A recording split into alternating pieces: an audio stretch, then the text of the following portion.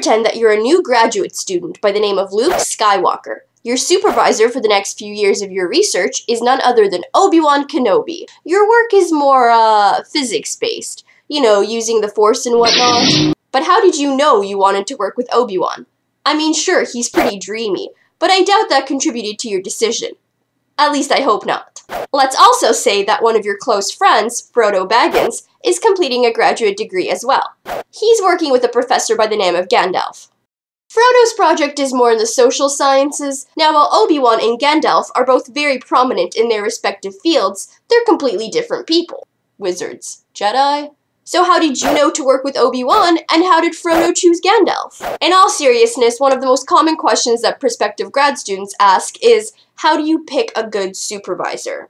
I'm going to break down what a good boss means for me, and how to better get to know someone before you sign any contracts.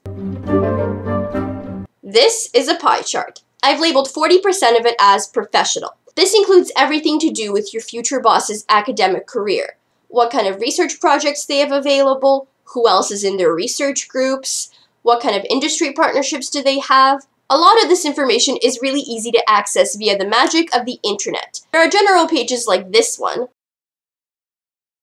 and sometimes there are really helpful links to that professor's personal research group page. If you're lucky and the page is updated frequently, you can check what spots are available with that professor. Are they looking for master's or PhD candidates? Back to the pie chart.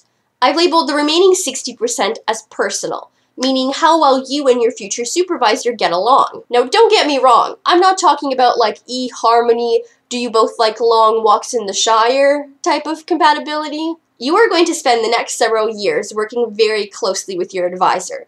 And even though he or she has a great deal of experience and has a high level of education, he or she is also a person with habits and flaws and plenty of quirks. The important thing to get from this is that the personality and style of that professor matches your needs as a graduate student. Does that professor help his or her graduate students stay on track and set deadlines for them? Does he or she give timely feedback?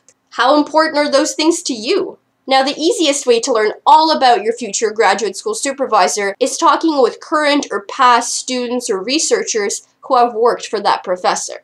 Ask how the supervisor works with students, what his or her expectations are, and any other questions that are really important for you to know the answers to. Now, this works a lot better if you already know someone who does or has worked for the supervisor you have in mind, so that you can talk candidly.